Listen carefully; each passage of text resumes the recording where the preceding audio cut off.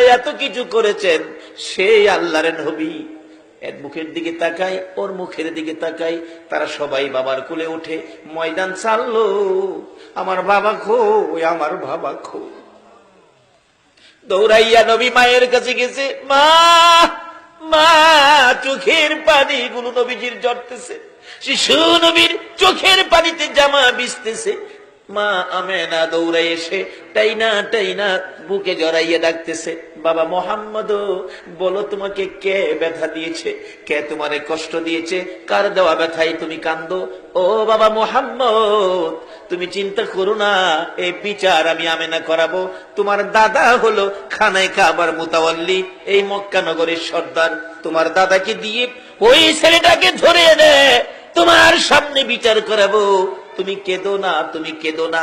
মা ছোট সময় এমন সান্ত্বনা আমাদেরকেও